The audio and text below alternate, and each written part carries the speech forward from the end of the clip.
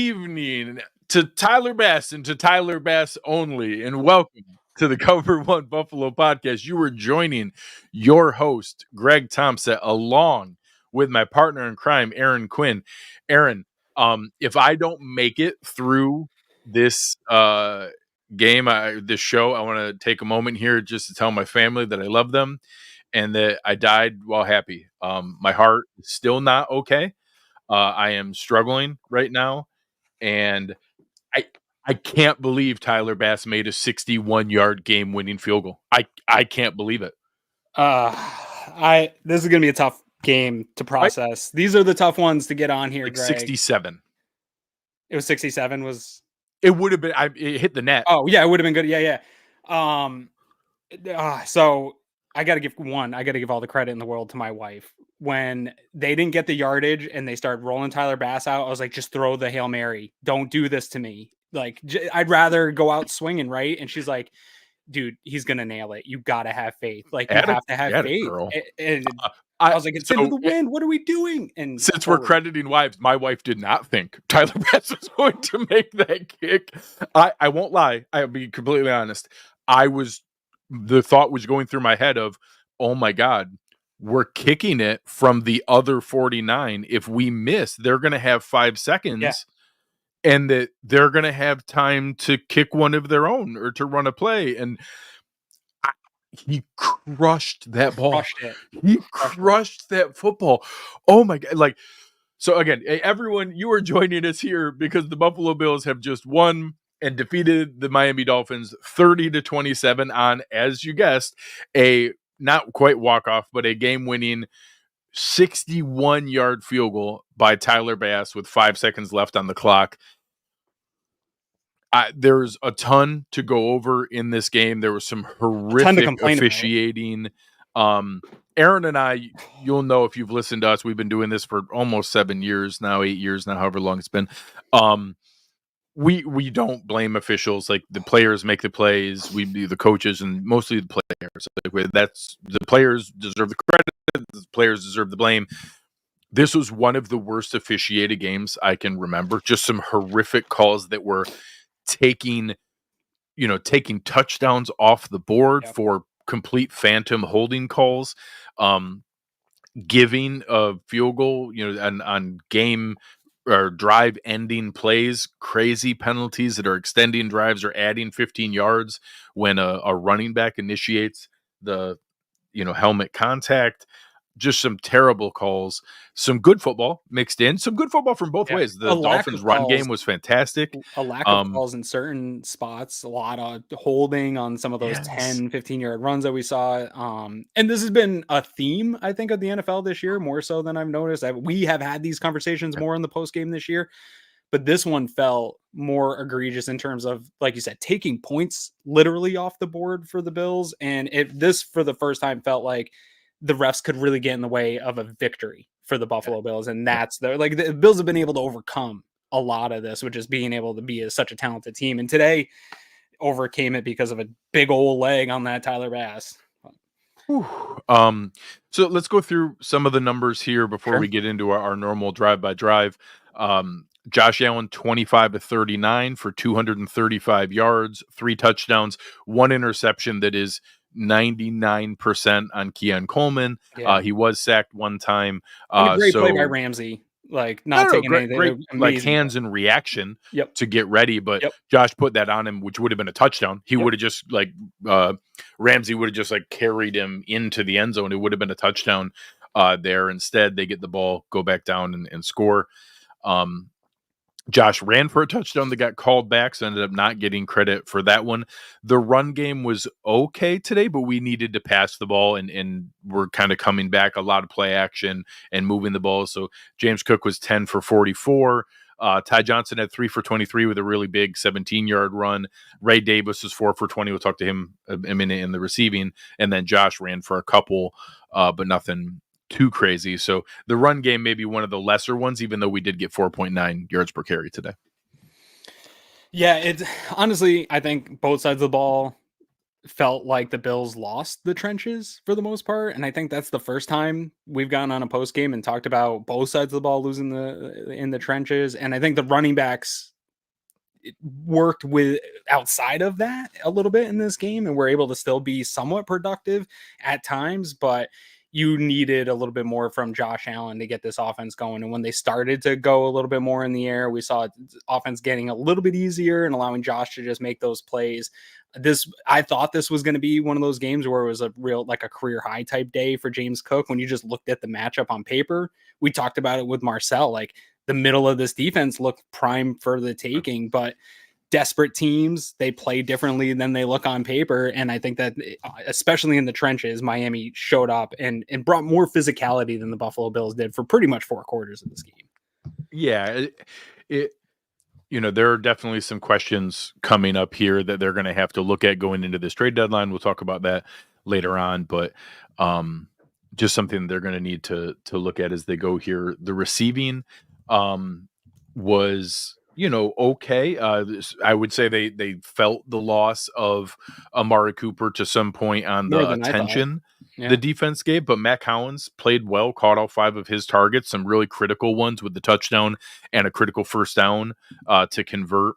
He also on seems the to scoring always drive. get contact. Every time he's out there, he's getting DPIs and holding calls against Yeah. him, which tells me he's beating guys and that they're Yeah. trying to hold on for dear life. There's something to that. And he continued to draw some contact that won't show up in the stat sheet, but were some pretty big plays to keep drives alive at points.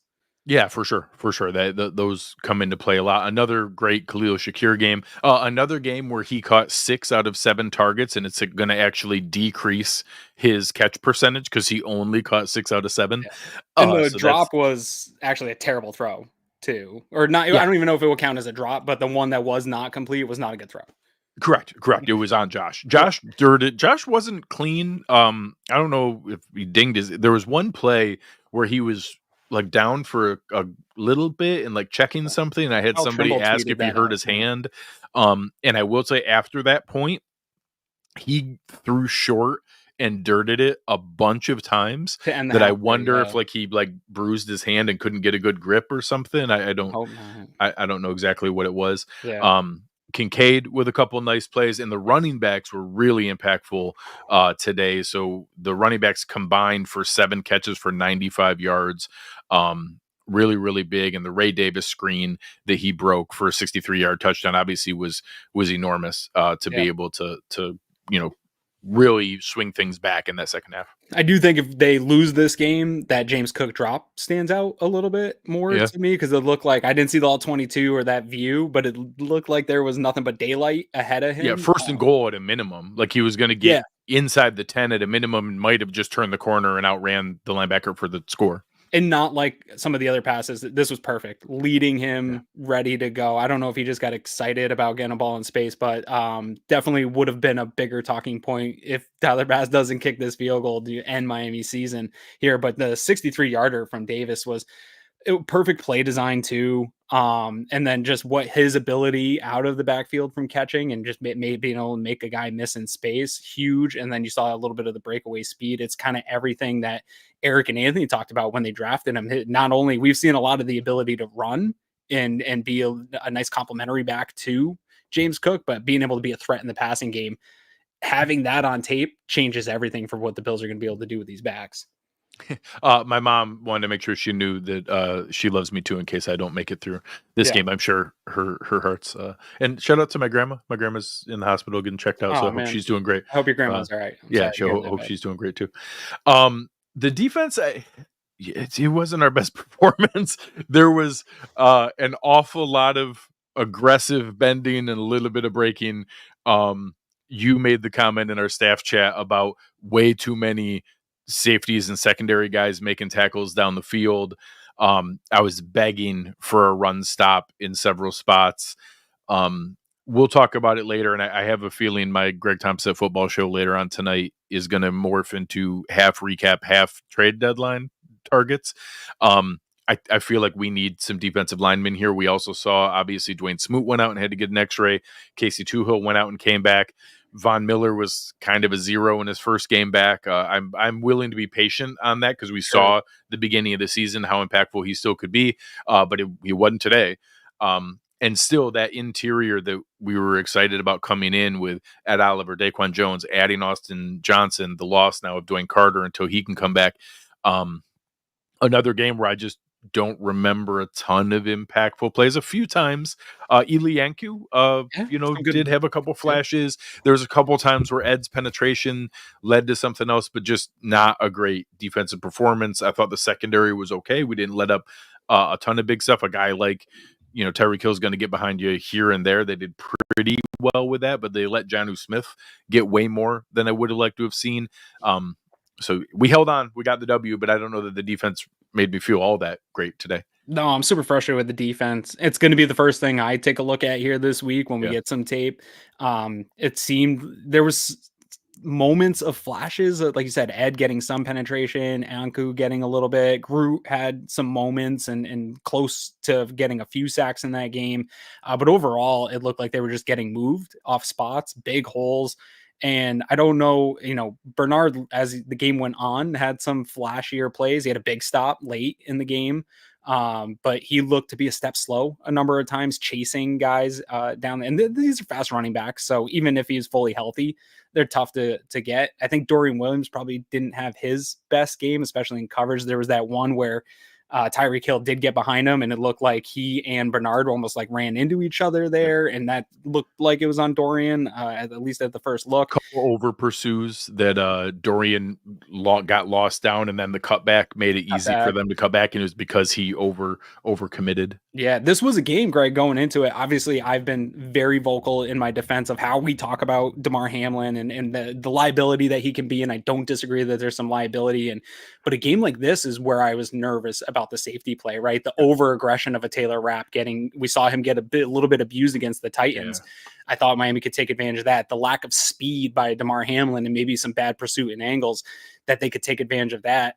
When in reality, though, this is something you and I have been talking about. I think the biggest need, we got to maybe stop talking about safeties, because I think you can get that internally. If it really does get bad, we can move to a Cole Bishop. We have Mike Edwards still on the roster. The defensive line needs help. And whether or not you said it in the chat, like with the injuries, they got to bring somebody in. With or without the injuries, something needs to change in terms of what we're getting out of this defensive line, both in the passing game and right now in the running game. Up until this game, they've been good in the run game, but the pressures aren't there in the pass game. And how you would beat a Tua typically with the Bills defense is the ability to get some pressure, stop that first read. They weren't doing it. Tua had time and was coming off first reads a ton of time in this game and made plays. He made a play with his legs, Greg, to pick up a big first down. Like, that's unacceptable against the offensive line that I don't think's that good. And so they've got to do something here to change it up, get some more bodies in here, especially in that interior defensive line. Just they aren't reaping what I thought we were going to get out of them this year. So a quick update here. The Celeste from the Discord channel for One Pass got a good clip of it, and we saw two of the beat reporters confirm this. On the hit by Jordan Poyer, it wasn't a head injury. Chris and I were talking pre-show. It was actually a wrist forearm injury. So he has a wrap on. Keon Coleman has a wrap on his wrist right now. I no further details on anything beyond there, but that's why he wasn't back in the game afterwards. Is that hit actually? Instead, I thought it was going to be that because it was an injury. I saw him because it was a helmet hit. Yeah, I thought it was something with either the shoulder or a head injury, and maybe like a stinger, even like. So it looks like he took a hard shot to the forearm wrist area. So we'll see how that one goes. Not great.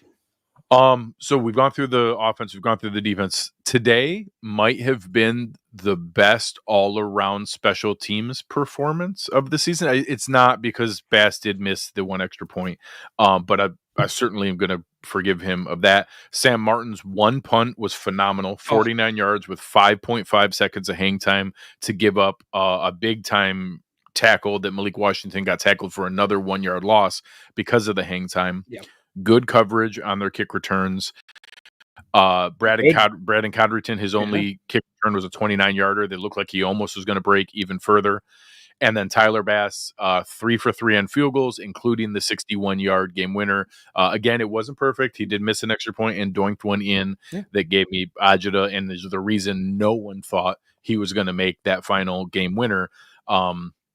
But here, Mark talking credit McDermott for believing in Bass. I haven't seen it yet, but a very emotional game ball given to Tyler Bass. They were accurate on the broadcast that this was the first real like big high pressure test for Bass all season. He's had misses in non-critical situations. Like he hasn't had like misses where we lost the game because of it or because of like in that kind of like end of game critical situation. But he's had misses where we're like, oh my God, this is going to cost us in a situation like today.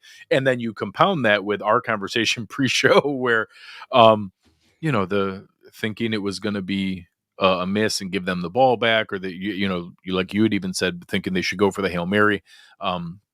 Credit to him. I don't think this all of a sudden is some magic salve that just heals his confidence, but you'd be lying to yourself if you don't think this was an awful big boost to his confidence and that he's going to now feel rightfully that, hey, I can do this. I can make these clutch kicks. And just like the scary flywheel effect that the yips can give someone, when you start seeing big ones go in, that can redirect it, and that can get the train back on the tracks here. So Tyler Bass made a game-winning field goal. That's the biggest thing you can ask for in these clutch moments, and he crushed a 61-yarder.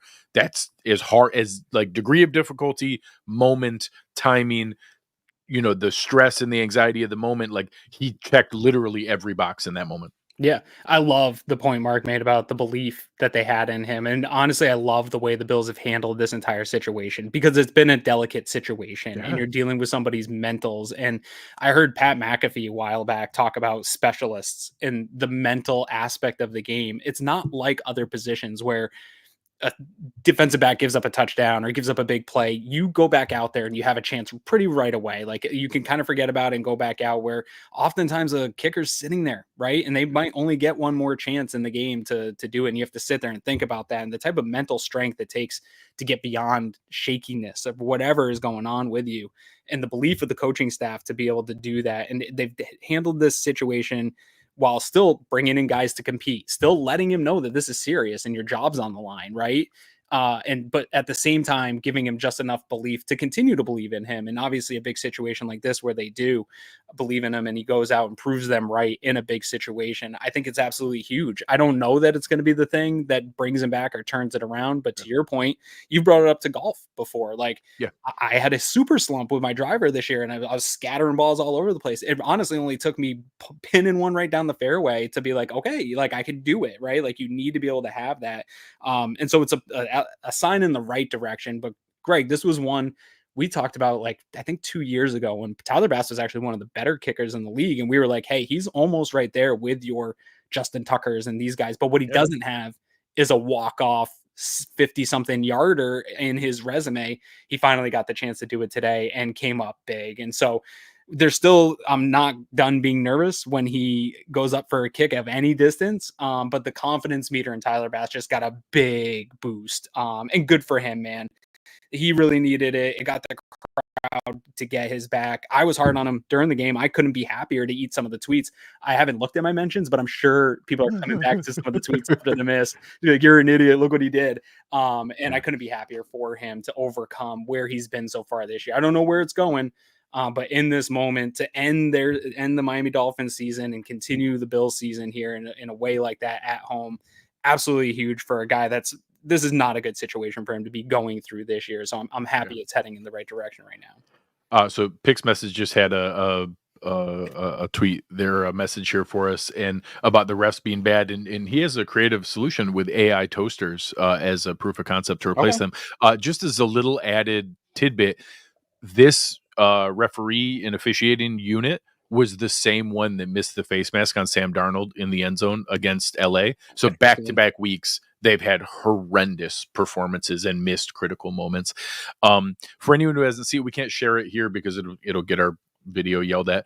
But take a minute after you're done with this, go out and watch the post-game message. Tyler Bass gets like emotional with the team about how much their belief in him meant to him, and being able to come through for them, and being given the game ball. Really, really cool moment to be able to hear. Yeah. Just on the other side of it, I will credit McDermott for believing in him. I have no idea what John Perry was telling McDermott on that challenge. There was no possibility that was getting overturned. And I don't mind. First half, I'm fine being aggressive. You know how I feel about like second half timeouts. And that almost came back to bite us. For sure. That we didn't have that extra timeout on that drive. We could have used one more timeout when we were trying to give Bass more space there. So McDermott loses some points there. But I will say the other positive, you can tell they really focused on the penalty discussion. This is one of our lowest performances of the season. There were only 4, and I don't think there were any pre-snap. Yeah. I don't think. No, I don't. I don't know. Does Von Miller jumping off sides? I guess that might technically counts as a pre-snap. Yeah, sure. So they're one. But most of the rest of them were BS penalties that we shouldn't have gotten called for. So I think in reality, we actually had one real penalty on the day. Von Miller's offsides was the only one because the Taylor wrap and the 2 holds were not real. The one on Osiris Torrance was one of the most absurd. Like every single coach would watch that and say, no, that's exactly how I want you to block on a run play. Like that, you kept your hands inside. It was in the armpits. It was teach tape, like exact perfect. Yeah. He never like got extended or outside the frame or any of the things that they call. That is one of those where if you call that holding, very literally there is holding on every single play because that's how you block. Like that was horrific. So I'll give them a little bit of credit there, but a terrible challenge, a waste of a timeout that almost bit us in the butt. But just like Tyler Bass missing the extra point, I'll give McDermott a pass because having the faith to put Bass out there to give him this opportunity to redeem himself, to come through for the team, and the shot of confidence that could give him was huge and was proven to be a great decision. Yeah, I do want. I think the coaching staff, we've really celebrated them a bunch this season. I didn't love the game plan the way they came out. I think they just stuck to pretty much a similar game plan that's been working for the specifically on the offense. And it was probably a plan that I thought would work too, especially running early. I thought that was going to work. Yeah, it didn't. It took them a few drives though. It felt like to really adjust to that and put the game in Josh's hands. And so there was also a couple of questions as we get through the drive by drive. Some of the like third down play calls and stuff like that were like, maybe I'm playing hindsight from my couch and the results didn't work out, but they did. Were you eating chips on your couch? I've been told that if you're eating chips on your couch that you're not able to make good decisions. This might be hot. I'm not a big chip guy. And so people might hate that on the internet, but, and then defensively, I honestly, this was something I was texting actually with Eric Turner about here this week. And my vision of how you stop the Dolphins and Tua is to heat them up and to get that. And when we weren't really generating pressure with 4 rushers so far this year, I wanted to see a little bit more aggressiveness from Bobby Babich. And I do think, this is where we should probably give Sean McDermott a little credit. We saw what he's like as a play caller, right? Like much more aggressive than the Bills defense has been under Leslie Frazier. When we got to McDermott, they got very aggressive. We're over to Babich. It hasn't been aggressive. Actually, it's probably even less aggressive, more leaning towards like Leslie Frazier's defense in terms of just getting into zone coverage and rushing force. So McDermott is giving his coaches, right? He's not the micromanager that everyone thinks, those facts don't line up. But I would have liked to have seen him actually step in a situation like this and micromanage a little bit and get a little more aggressive on some of these calls, especially as the game was going on and the pressure wasn't coming. I think those are probably the things in the game, some of the situational play calling and not kind of doing a little bit more. I really think, again, DeMar is getting a lot of hate here in the chat, but guys like him, Rapp, Taron Johnson are very good blitzers. And I think you can move them around and use them. And right now it's a tendency breaker because teams aren't expecting the Bills to blitz. They're like 28th blitzing rate team, especially on third downs. And so those are just like kind of hey, we're midway through the season now. switch up some tendencies, show some pressure, go all out in those areas. And I didn't see it. And I think stuff like that hurt the Bills. They played too much bend but don't break. And the run game was just that you're losing the trenches and they're just too good of a run team. It's not a good formula if you're not. And even run blitzing, we just didn't see much of it. So I'd like to see more of that in situations like that, so you don't have to rely on Tyler Bass to come out and save the game for you. Agreed. So sneak preview for our wonderful friends at West Her. My drive of the game is going to be at the end. So we will give a shout out to them, but you have to wait till the end of the show or to the end of this segment to hear the West Her drive of the game. And also because it wasn't a pretty start. It was not a pretty start to the game. They opened up with a annoying 3 and out, in that you lean into the idea. Miami won the toss, they deferred, so they had the opportunity for the double dip and to be able to do that. We had kind of snuffed that out because we took up all the time at the end of the first half, so we didn't allow them to do that. But there was the opportunity there, and the way to mitigate that is to come out and score first. Because hey, if you're going to get the ball, you got to come out and score first. We have, we do run, pass, and we punt it right back to them. And you start out with what you talked about with that game plan where, come on, like, don't start with this predictable run, pass stuff and lean right into it, and started me with my intrusive thoughts. Yeah. Also on the 3rd and 7, I think the pass was there if Josh had time, but this probably should have been a bit of a warning to us of how Miami was coming out to play. The desperation. You asked Marcel about it. Like, where is this team at? Are we going to see a deflated team or a desperate team? And they showed early that they were going to be desperate and go all out. And they had pressure right on Josh.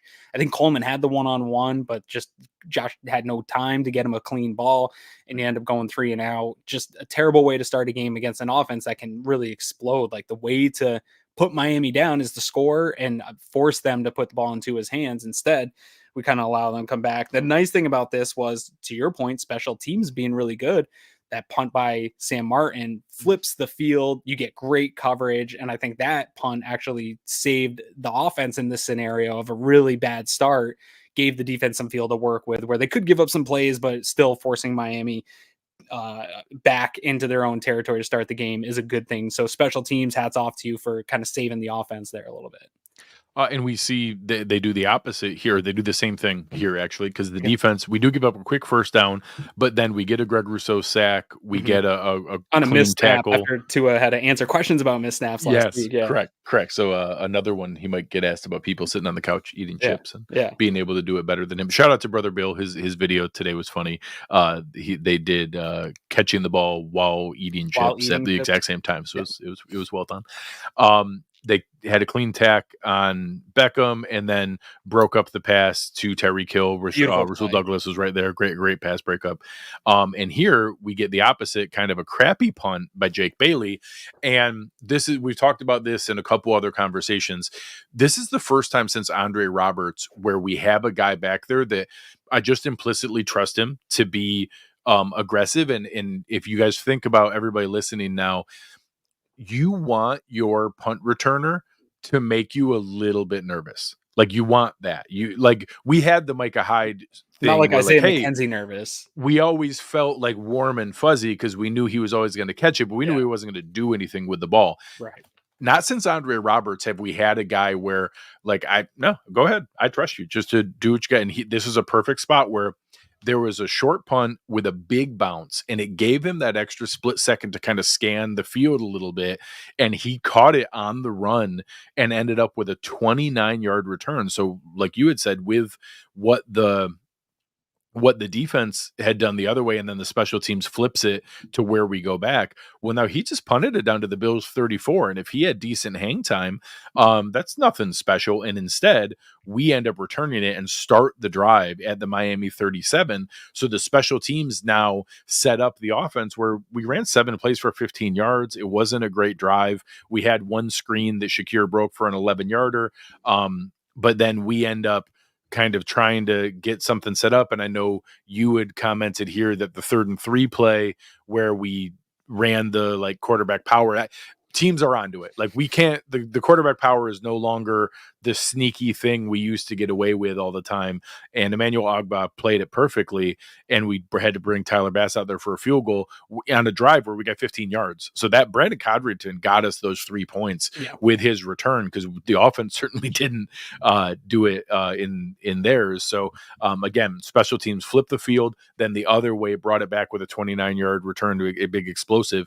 And now, the special teams came up with the big points there. Yeah, and actually Bass nailed this one too. Like, that this was one a was nice straight clean dead center. Yeah, the 3rd and 3 was a weird one for me because I've been team weaponized Josh Allen, specifically running the ball in the red zone. I think that's a real threat. To me, it's not a 3rd and 3 call there. And if you're going to do that type of play, that sweep play, I want some action of somebody there for like a pass option. Give me layers, run a flood, 3 layers. Yeah. It's super easy. That way, if drag the tight ends across and give him options. And if nobody's there, then run. Yeah, if the end gets beat and contains there, Josh can do just enough to have a pass option. But when you have no pass option, a 6-yard loss, we were crapping all over CJ Stroud, you and I, in text message, like, you can't take these sacks. And luckily this one didn't push them out of field goal range, but it's essentially the same. You end up with a 6-yard loss and makes it a harder field goal than it needs to be in that scenario. And to come away with 3 when you got the return, you got to stop and got a return, just feels still a little deflating. Like, cool, you got some points, but you really want to get out ahead of Miami, and 3 doesn't cut it. But hey, 3 is better than none. Aaron, Drew is taking the heat for you. So they found one of his tweets instead of yours about doubting so much Bass. Better. That's so much better than me. Drew's built for the heat. I'm not. Yeah, right? Drew was born in the darkness. He's ready to take. I'm just a beta, heat, dude. So. Yeah, I can only take so much. So we appreciate you, Drew, taking the heat for us with it. So then Miami does answer back. They get their first scoring drive, and this one felt like they were going to go down, and we got the BS penalty.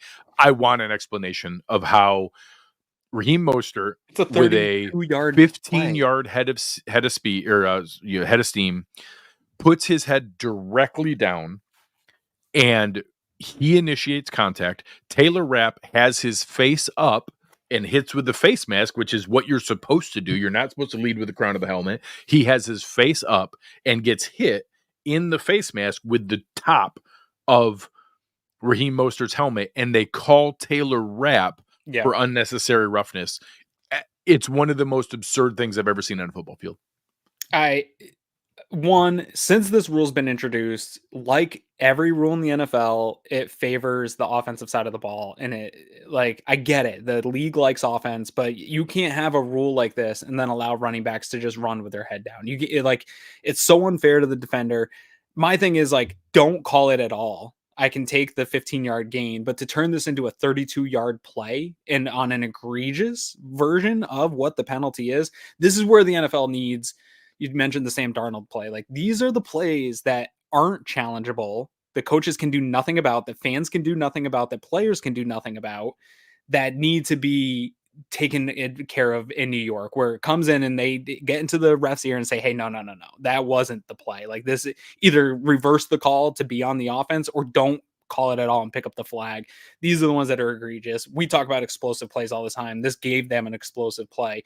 I don't know exactly where it put the ball. I know they crossed midfield here on this play, but on the 3rd and 11, I'm whatever. We can talk about how they were able to give from their 29 to the Bills 39. Yeah, dude, that's so big. It's so deflating. And it just can't happen. There's too much money in this league. There's too much money on the line for these players in these games. You can't have moments like that where just such an egregious way of calling it is. And if you're going to have this rule with the crown of the helmet, it needs to apply to running backs. I see every single week running backs just with the crown of their helmet making contact.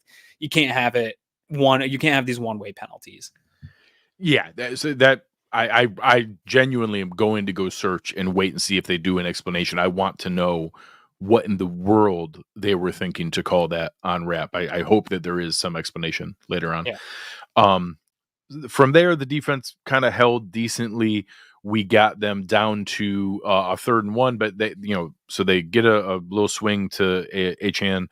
Then he converts on the 2nd down run for a first, then another one to Durham Smythe. Then Jonnu Smith, we get a clean tackle that gets him just short. And then Taylor Rapp comes in and makes a big play. This is the one where I think Ed Oliver and Elianko both kind of made Big penetration. some penetration to be able to allow Rapp to come in and hit Mostert for a 1-yard loss. Now all of a sudden it's 4th and 2. This is with how their offense had been moving on that drive, kicking a field goal on that 4th and 2. I do think that's one where if I'm a Miami fan, I'm questioning the aggression there. Like that's a spot where you probably need to go. And they end up kicking the field goal. So that gives them the tie there at 3-3. And it looks like it's really going to backfire on them because the Bills now set off on a really nice drive heading down the field. Good mix of run and pass. A couple play actions on first down where I'm feeling pretty good, but a lot of runs. We're moving the ball down the field. Shakir breaking a couple screens, a big 13-yard run by Cook. And then they're set up where it's the jumbo set, 10 guys in the box, really well described by Trent Green on the broadcast. And Josh sees the single coverage and sees the outside leverage. He did it the opposite way before. He saw last week Tariq Woolen had the inside leverage, and he knew he could give Coleman the ball outside. Here he sees that Jalen Ramsey's shading outside. He knows that Coleman can beat him on the slant. Coleman does, and just straight ball in the chest, 2 hands on it. Not only doesn't catch it, but pops it up into the air, where then Jalen Ramsey, who's an elite athlete and a great player in his own right, picks it off. And all of a sudden it's, really deflating because we gave them this opportunity, had a chance to come down, should be going up 10-3. And then the next drive makes it even worse. Yeah, and honestly, like, it's always deflating to have an interception. And of course, Josh's 2 picks on the year after talking about him playing so clean this year aren't really his fault. And really, we should have a new grading system for interceptions because they're not all QB interceptions, right? Yeah. But honestly, Greg, the most deflating part about this isn't even the interception. It's giving the ball up at your 2 to 3 yard line. I am assuming we're getting the ball back. Like in my brain, it's like, okay, that sucks. I was hoping for a safety. Yeah, might be safe. But my brain, I'm thinking like, all right, they'll probably pick up a few first downs, but I think we can get them to punt, right? Like they're going to have to go move the ball down the field and we can get them to the punt. And then this drive, and we could talk about all the plays, but this was the drive where it was like, they're winning in the trenches, and it's so depressing and so deflating for a team to go 97 yards on you. And it was just like run. It wasn't like traditional where I could live with, not that it would be good, but if it was like, hey, Tyreek Hill got loose for 30 or something and some giant chunk plays, but they're just picking up 11, 12 yards at a time, running the ball. That's where you're seeing Hamlin and Rapp come up and just save 30-yard runs on that because nobody's touching them for 8-9 yards. That's the type of football that's just painful to watch. It threw me back to early in McDermott's career. There was a game in November against the New Orleans Saints. I don't know if you remember that one where they just couldn't. I'd love to forget it. And that was, it was same thing. It was like, okay, Poyer and Hyde are like saving 30-yard runs, but holy cow, it's like 11 yards a click. We got to make a stop. And there was just no contact at the first level. And just that makes for a long day. You're in for a long day when your defensive line's playing that way. Yeah. It was deflating. And we see it, like I said, coming right back here. 14 plays, 97 yards all the way down the field. And like you said, just repeated 6, 8, 10, 10, 5, 8, just over and over and over again. And we compound that by, in the moment, looking like we're losing Taron Johnson. Luckily, he returned fairly quickly here. But going down the little, it was a screen, but Devon Achane just outran everybody. This is one where you saw Dorian Williams just grossly over pursue that direction, give the easy cutback, and Achane's way too fast to give those kind of cutback lanes. And now what should have been 10-3 us is now 10-3 the other direction, or worse, I guess they might have scored on that drive anyways, because if we kicked it off, but 10-10. And now all of a sudden it's like, hey, good Lord, we just felt like we were kind of retaking control here, and now a turnover and a 97-yard touchdown drive. And some of the calls that come up here on this next drive, all of a sudden I'm just feeling like this is one of those games where we're going to look back and like there were so many opportunities and we just kept giving them the chance to get back in here, and just felt like that was going to be one of those games where it, we're going to be looking back on what could have happened. Yeah, and I just said about the defense, like one of the most deflating things you can do as a fan to watch a defense get bullied up and down the field like that. The vice that on offense is one of the worst feelings that I can feel as a fan watching is they actually put together a really nice drive in terms of like what time was left on the clock, where they got the ball, and it's like, okay, well, like now we can go back and make this a game. If we can tie this thing up at half, we got a whole new ball game. Like here we go. And for them to go all the way down the field, the way that they did, and then just be derailed by officiating, not by their own doing of offense. Like nobody has 3rd and 30 plays from your 30-yard line. Like there's just not a lot of plays that are going to lead to success. And that's one of the most deflating ways to watch your offense fail at a drive, especially when they do all the right things to put themselves in scoring position late in the game, with time running out in the half, exactly how you want to draw it up and script it up. In Brady's head, to have the officials get in the way and muddy it up. Now you're playing against a desperate team and the officials, and that's hard to overcome. So it is, as we're playing against the officials here, we're moving down the field, getting a couple first downs. We actually had some first down play action, made me feel a lot better about that with 2 of them. One of them was the DPI that you talked about with Mac Hollins. Then another one with a holding penalty on the coverage. We're moving down the field, then a actual nice catch to Mac Hollins. And we get down, they're managing the clock pretty well. We're getting down there. Josh has a really big scramble on 3rd and 13 where it looks like we're going to have to settle for a field goal. Instead, we convert. There's still 41 seconds left. You're in pretty good shape. And now we get a holding penalty that calls back. And it was a perfect snatch trap. It's exactly what gets highlighted for Dion for doing a great job. He reaches out, the defender reaches out, snap the arms down, flop down on him.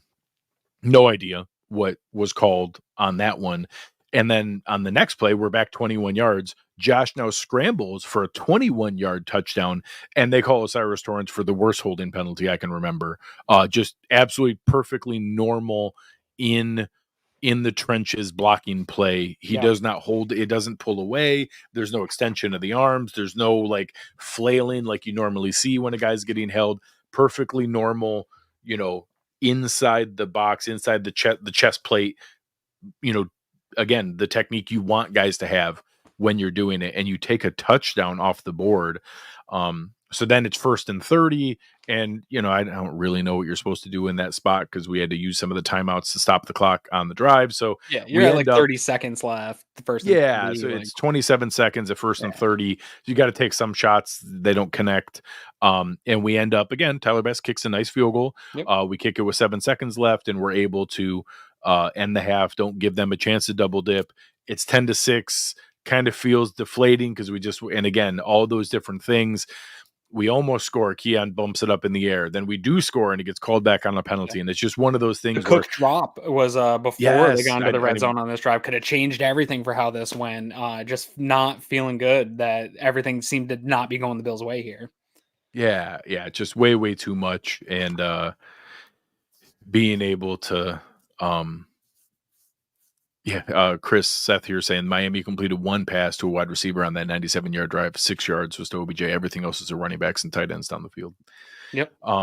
So now, you're a little bit nervous because they're starting with the ball. They've actually moved the ball. They've scored the last 2 drives. They're just coming off the 14-play 97-yarder.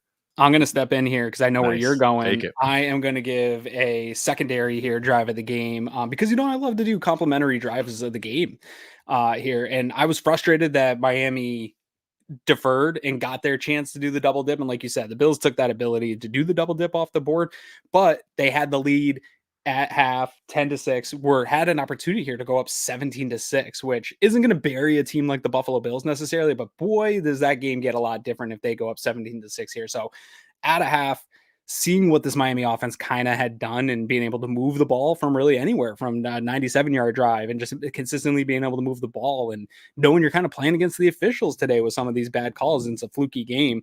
I'm begging for a stop, Greg. Like, you got to come out and get a stop. And I was thinking like a 3-and-out and a punt, but instead They get a run on first down. It's a 7-yard run. They get a first down on 2nd and 3, a little swing pass that goes for 17 yards. And you're feeling like, oh, this offense is just hot. We're not going to be able to stop them. They're just going to keep picking up yards.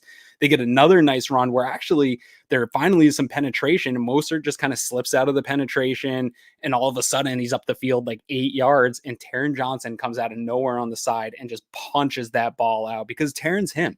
I don't know if people know that, but he's him, and he makes plays like this. And Kaiir Elam recovers, and you got the ball right around midfield, a little bit before midfield here. And then the Bills come out, and they capitalize. And this has been another thing that defense gets stops, whether it's punts, turnovers, or what. We saw it with the big punt return early in the game where they kind of stalled out and end up with a field goal. You needed your offense to reward the defense in this scenario, and they do exactly that. You get Kincaid for 6 yards right out, Knox for 5 yards, getting first downs here. Cook gets an 8-yard run. Ty Johnson with a nice 17-yard run for a first down, kind of slippery. Ty Johnson, sneaky, had some nice running in this game. Kind of a lost name with the Ray Davis coming through so far this year. You quickly get into the red zone, a nice screen for Shakir, which looked like he was dead to rights actually for a loss, and shakes and shifts and picks up 13 yards here. Then you get probably the most physical play that we saw out of the offense where Cook pretty much got stopped on a 1st and goal, and they just like drove him ahead another 4 or 5 yards. Poor Saran Neal got just steamrolled.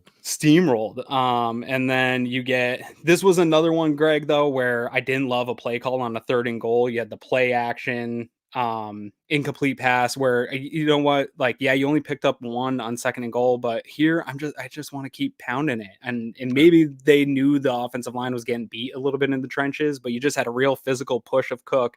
I would have just kept kind of pounding the run, and then on 4th and goal, sneak it with Josh type of thing. Like, just get inch forward. But I'm an idiot because they end up going for it on 4th in a beautiful call that leaves Matt Collins open for a touchdown in the back of the end zone. And you know what? Like, I tweeted it out. Absolutely great for Matt Collins in this scenario because he's gotten so much hate from fans for nothing that's his fault. He's not a wide receiver 3, and that's not his fault that he's been put out in that situation most of the year.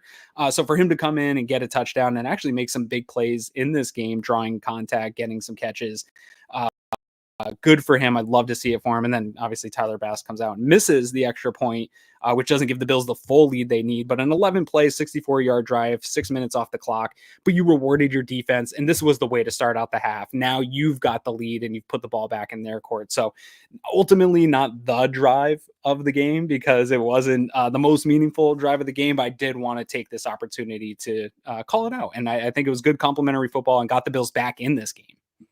Love it. Great choice. I think that was a fantastic choice to do the Western drive of the game. Again, our friends over at Western, make sure to check them out for any of your automotive needs. One of the biggest employers and the biggest auto dealership in New York State. So make sure to check them out. Quick message from my cousin Jeremy, who was with my grandma at the hospital, and the nurse is coming in trying to test her blood pressure at the end of the game, and he was joking that it was going to be very inaccurate, and the nurse didn't get it until she turned around and looked. My grandma's a crazy Bills fan. And it was, I'm sure, in there and messing up all of her vitals too. And so, hey, Jeremy, tell grandma we said hi. Hey, Jeremy. So now we really just start throwing haymakers back and forth. So after your Western drive at the game combo of causing the fumble with Taron's peanut punch and then coming back with the touchdown drive, that starts a 7-drive series of both teams scoring back and forth, and just neither team, both fan bases are frustrated with the defense of their team because we just went back and forth. James is spot on. One of the worst tackling games we've seen in a while. There were so many where I'm watching guys like just diving at people's feet and not staying square, not being able to get solid contact on with Miami, way too fast to players. But it did go both ways because the Dolphins, again, driving down the field here. We go back and forth. We actually lost both Dorian Williams and Kaiir Elam during this drive. They were both able to come back, thankfully. But again, more penalties on this drive. They go down the field, and you get to where we now have them on 3rd and 7. And this was a big one where Terrell Bernard kind of fights through a lot of the mess and gets to where he can tackle Jonnu Smith and not really give them a choice because it's 3rd and 7 at the 8. this is another one where if you get that down to 4th and 2, maybe even 4th and 3, they probably need to go for it. 4th and 4 is tough, and 4th and 4, you could tell they kind of hesitated and weren't sure if they were going to send the kicker out or not. That's because Terrell Bernard gets in there and makes a really sound tackle to be able to go there. If Hey, they- Kirk worked worked Western for 10 years. Nice. Oh, nice. A couple of other things on this drive too. You have the Von Miller offsides on a 3rd and 3, which is just I also do think the center's arm flinched a little bit, not enough to call it on the offense, but Von's always going to be jumpy. He gets those sometimes. It only is cool when he's also getting sacked. So, like you said, I'm not going to hold this one against him. But on that 3rd and 7 on that stop, there was an OPI, offensive pass interference, that Sean McDermott declined. And if they did pick up, if they went for it on 4th and pick it up there, like, that would be something that we're sitting here having to have a conversation about. But good on them for kind of knowing that they would probably still roll out and kick a field goal on that one. But that could have been one where, hey, declining it changes exactly what they want to do in that scenario.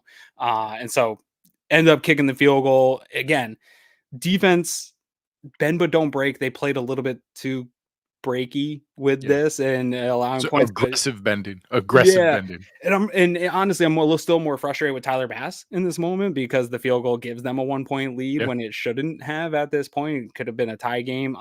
Ultimately doesn't matter, but holding them to field goals when you're scoring touchdowns though does make all the difference in this game. Yeah. And it answers back. And the reason I say it went both ways is the Miami defense on this coming play. First, we get a nice run by Ray Davis for 7 yards, and then another beauty by Joe Brady gets some pre-snap motion and gets Ray Davis across the formation.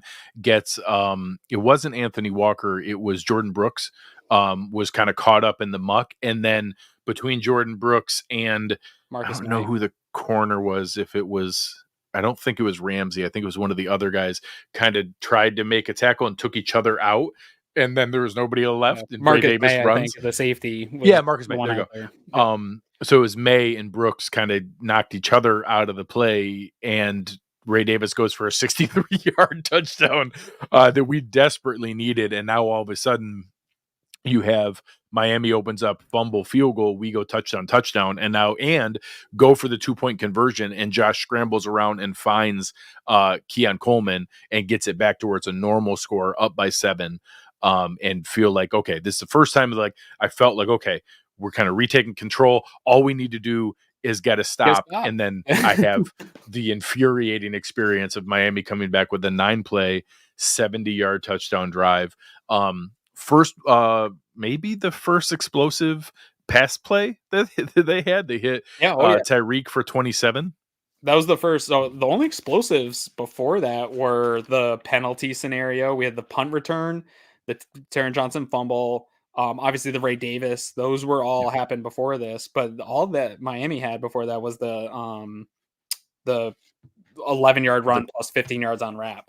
And so they were only getting 12-yard plays. Yeah, this is the first time that Tyreek had gotten loose, and our history against Tyreek is exceptional. This wasn't even that good of a game by Tyreek standards, but 4 catches for 80 yards is actually the best game against the Bills he's had in quite a while. We've had really good control over him, and he started to kind of put it together with this drive being a big piece of it. But again, 7 yards, 3 yards, 4 yards, 13 yards, over and over and over again down the field. And then another one this time, Devon Achane, 8-yard touchdown run. And we now have Casey Toohill is injured on this one. And now they had just announced that Dwayne Smoot left the game and was getting x-rays on his wrist or forearm or something like that. So it feels like guys are dropping like flies. Miami had just tied the game 20-20, and it's just feeling like, God, and I think this might have been the moment where one of the announcers said, this kind of feels like whoever has the ball last is going to win, which turned out to be correct. Turned out to be accurate. But fortunately, the Bills were able to come back. We now have one of our stronger, cleaner drives of the game. Quinn. 10 plays, 70 yards, touchdown drive.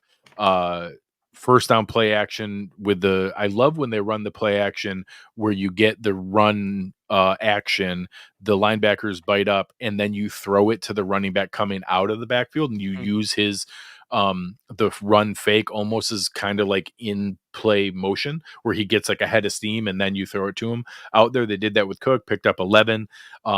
Then we get the nice play where Keon Coleman breaks a tackle early and goes for 21. You're past right back. midfield 2 plays into the drive. Like, Yeah. It was really nice. And now they do another of the nice tunnel screen to Shakir. This one, I like teams are gonna start reading that. They almost tipped this one. The edge, it might have been Ogba, I don't know who it was, got his hand up there and almost tipped this away. But ends up, picking up another 14. Now we're back with another 4 and 5. So we get the 3rd and 1. Ty Johnson gets a really nice run for 4 yards. We're moving right down the field. Now we get the defensive holding penalty that helps convert on a 3rd down, which was egregious. Oh my God. He was like hugging Khalil Shakir in the end zone. Yeah. And then Khalil was about to work him on that one. It was going to be a touchdown. Yeah. And then instead it gets to 2nd and goal. This is one that I think it was Greg Vorst had a nice tweeted a picture, like a screenshot of. I don't know. And you could hear Trent Green being like, I don't know how he even saw Quentin Morris. It's one of those plays where Josh is scrambling. He was going to run. And then last second saw him just flash and like shot putted, like flip the ball forward. It wasn't even a pass. It was just like a push. He just pushed the ball in the air to him for a 2-yard touchdown. We take the lead back 27-20 and Bass doinks this one in off the upright and gives me more anxiety and pain. Yeah. On that Morris touchdown, like I'll chalk it up to luck, and sometimes you need it in the NFL. Hey. I don't know that it was obviously Josh Allen's ability to be strong and stay in the pocket and take a hit like that and make that plays into it. But yeah, I don't know how he saw it. That seemed like just somebody's got to be down there, and I'm just gonna chuck it up. And great play by Morris to bring that one in. But yeah, I felt this is actually probably the tweet that's getting me the most flack is. After the Bass make here, I've tweeted out like the guy drinking the bottle of water, and it's like, I was like, every time Tyler Bass goes out to kick from any distance, it's doesn't feel good. He's just not giving you confidence in that scenario, but makes it and gives you a full touchdown lead here. But to your point, dude, it's just taking shots back and forth, and the offense is giving haymakers. Yeah. And unfortunately, Miami answers back with one of their own. They take the ball with 6 minutes and 18 seconds left, go 11 plays for 81 yards. And this is, again, HN for 12, Tyreek Hill for 19, 3, 9, 3. They get an incompletion, then right back to Waddle for 12 yards on a 3rd and 7, which is a really big one. They had a chance to get a stop there and make them have to go for it on 4th down, but they convert. Then they go back. Tua gets it to HN, who runs for 18 yards up the sideline. I thought he was going to score. When he gets ahead of steam, he's so fast. And that's my concern of the Bills is like they're not fast at safety and in the defensive backfield where like you get a guy with head of steam on the outside, like we're probably having a bad angle and he's probably scoring. And that play looked like it was heading that way.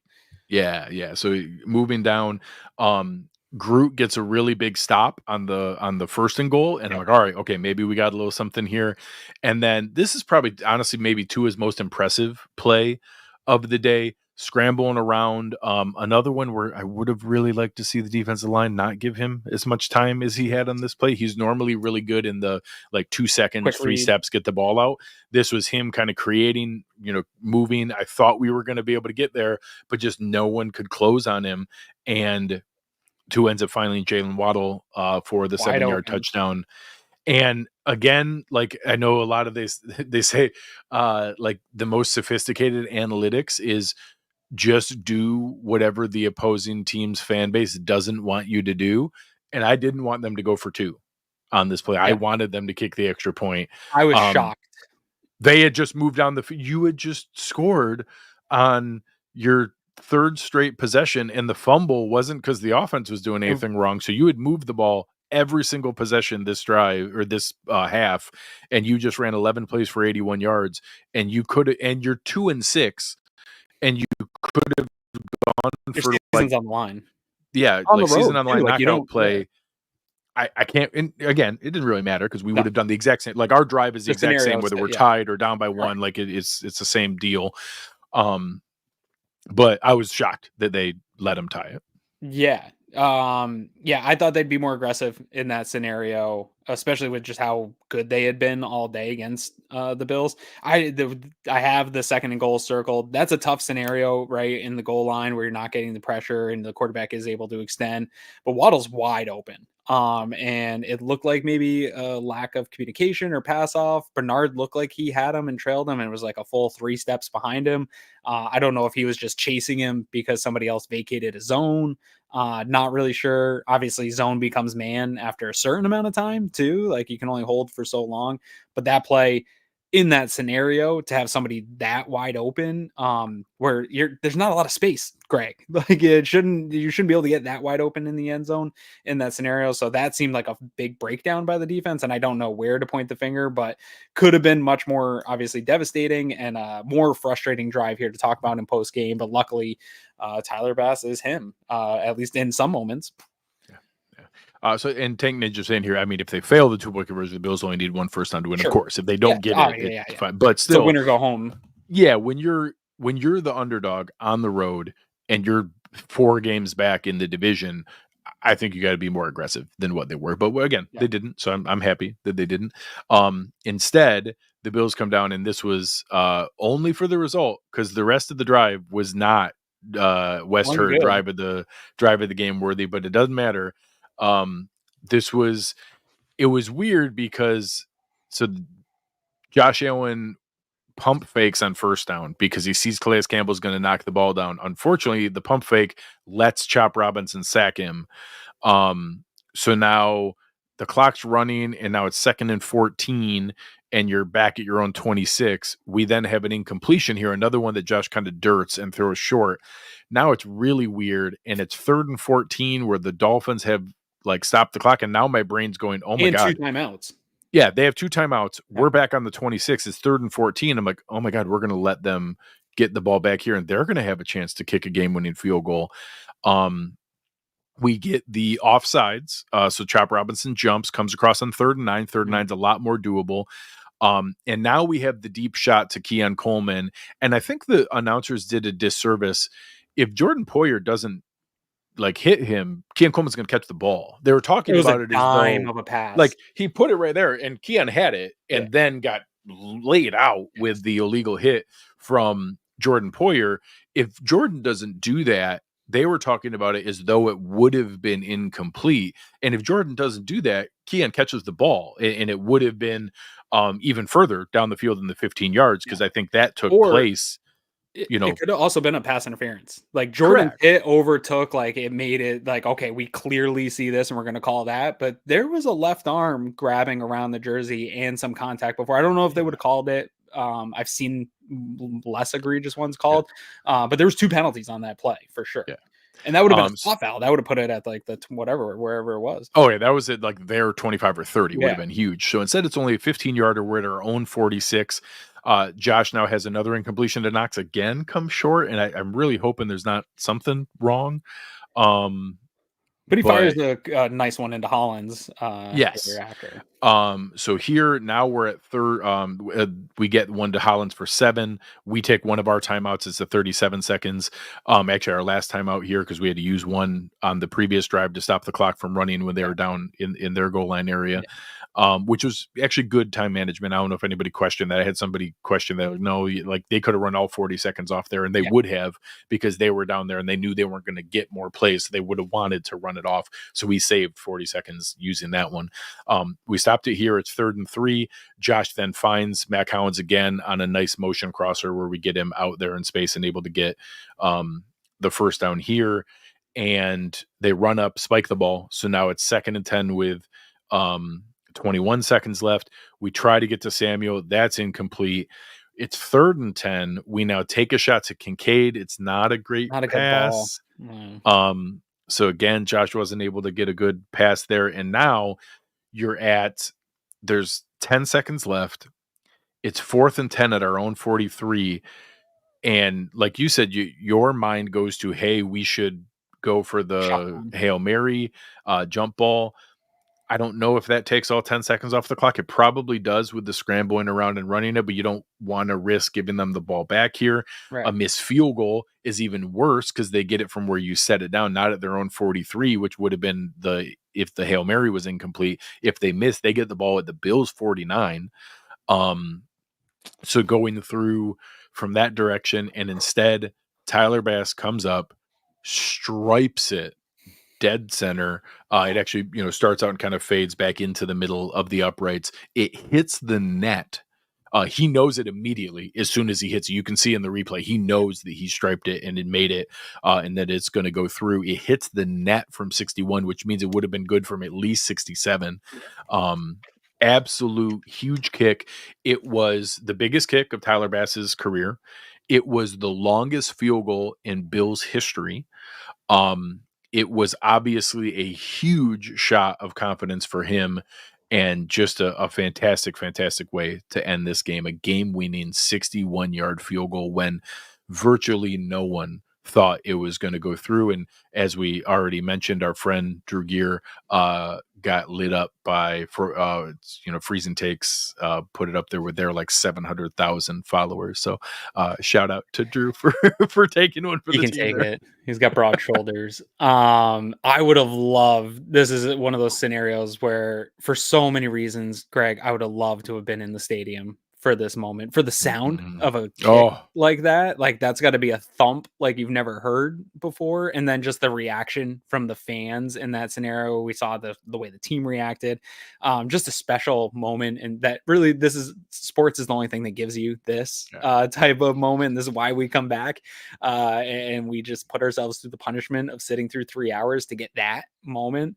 And I actually have a friend, and I can't wait to talk to him tomorrow. He's a fellow dad that does pick up and drop off and stuff at school, and he is one of the guys that sets the net.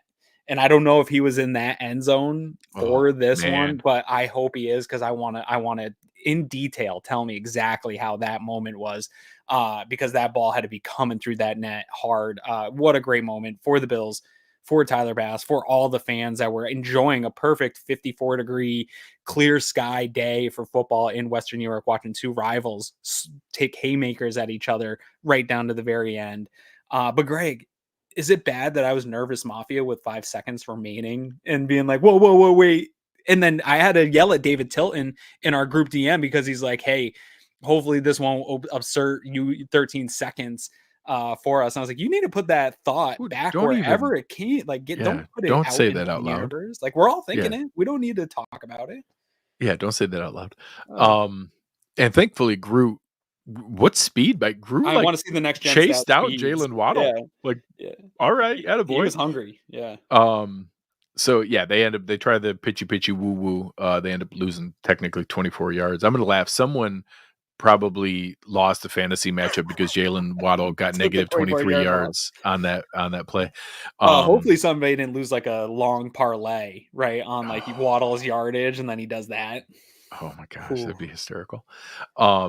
So yeah, he ends up technically, oh my God, he ends up with 2 catches for negative 4 yards because it negated his other play. That's hysterical. So again, huge moment for Tyler Bass, for this team. Again, make sure you guys go out there and check out the video of the post-game press conference. I'm on there saying that kick was good from 70. It might have been like a 67 at minimum, but if you hit the net firmly from 61, like that thing was carrying for a ways. So broke the franchise record. I'm pretty sure. I think the wind was. They said it was into a 9-mile-an-hour wind. With the stadium there, it's always hard to know like how it's swirling or where it's going or what the heck it's gonna do. But good Lord. So a lot of monitoring of injuries. Keon Coleman, probably some x-rays and evaluation of his hand and wrist. Dwayne Smoot, evaluation of his hand and wrist. Casey Tuhill, Taron Johnson, Josh's hand, maybe. A lot of stuff we need to find out what the heck's going on and where everybody's a lot of monitoring. People should probably tune in to the Greg Thompson Sports Show tonight. Because there is going to be, I think people are frustrated that moves haven't happened yet, but a lot of this stuff is going to be at the deadline, right? Like there's no rush for some of these teams to move guys. And our Nyheim Hines, Dean Marlowe, remember, was literally like 15 minutes after like we thought they didn't do anything, and then all of a sudden like, oh hey, there was moves submitted into the wire before the 4 o'clock deadline. So all the way up until the deadline, which is Tuesday 4 o'clock. So we'll see where that goes. But yeah, tonight on the Greg Tompsett Football Show, I am going to be converting what is normally just a recap and also recap some of the games, but I'm going to be going over some of the Goldilocks lists that I created, going through there, and I'm going to make a new one for defensive ends because if Dwayne Smoot is injured, and we saw the other performance today with Casey Toohill being, it seems like he's back in the game and okay, but we may need to look at defensive ends too, and it looks like we could use some more pressure. Let's go. Whew. All right. Anything else for the people? I am going to go eat the remainder of the Cuban sliders that I made for this game. And I don't know, go check where my heart rate went throughout the game and just try to take it easy. This was hard on me, Greg. I lost years between breakfast sandwiches and the way this team plays. Like, my heart is not okay. And I need to just relax the rest of the night. Yeah, this is not good. I don't even want to look at my heart rate during the game. That was absolutely wild. It wasn't good for me, but it was good for Tyler Bass. So I will take it. Take it. Yeah. Thank you. The chat has been awesome. Make sure, just like Ron just said, smash that like button. Help us out. We appreciate you guys very, very much. Give us a rating. Give us a review. Tell other people about it. It's the best way to be able to help us. We appreciate you guys so much. Yep. On behalf of the team here and fantastic producer Chris Kepner, you have been listening to the Greg Tompsett, or to the Cover One Buffalo podcast. I'm Greg Tompsett. On behalf of Aaron Quinn, we are out.